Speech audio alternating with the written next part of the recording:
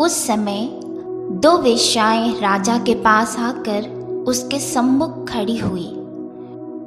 उनमें से एक स्त्री कहने लगी, हे मेरे प्रभु, मैं और यह स्त्री दोनों एक ही घर में रहती हैं और इसके संग घर में रहते हुए मेरे एक बच्चा हुआ। फिर मेरे जच्चा के 3 दिन के बाद ऐसा हुआ कि यह स्त्री भी जच्चा हो गई।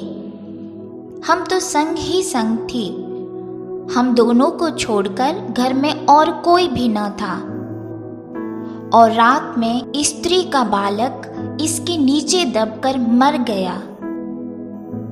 तब इसने आधी रात को उठकर, जब तेरी दासी सो ही रही थी, तब मेरा लड़का मेरे पास से लेकर अपनी छाती में रखा और अपना मरा हुआ बालक मेरी छाती में लिटा दिया।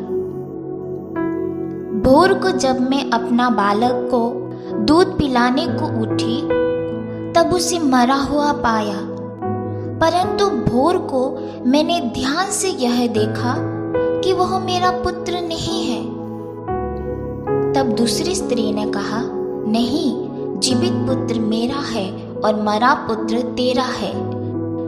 परंतु वह कहती रही, नहीं, मरा हुआ तेरा पुत्र है और जीवित मेरा पुत्र है। इस प्रकार वे राजा के सामने बातें करती रही। राजा ने कहा, एक तो कहती है जो जीवित है वही मेरा पुत्र है और मरा हुआ तेरा पुत्र है, और दूसरी कहती है, नहीं, जो मरा हुआ वही तेरा पुत्र है और जो जीवित है वह मेरा पुत्र है। फिर राजा ने कहा, मेरे पास तलवार ले आओ। अतः एक तलवार राजा के सामने लाई गई। तब राजा बोला, जीवित बालक को 2 टुकड़े करके आधा इसको और आधा उसको दो।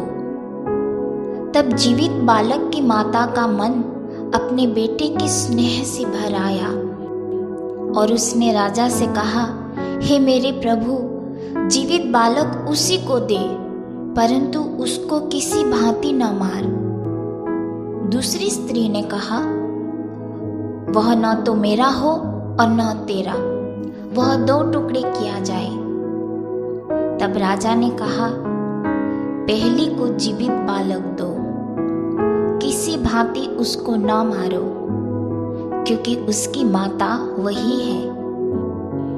जो न्याय राजा ने चुकाया था उसका समाचार समस्त इस्राएल को मिला और उन्होंने राजा का भय माना, क्योंकि उन्होंने यह देखा कि उसके मन में न्याय करने के लिए परमेश्वर की बुद्धि है।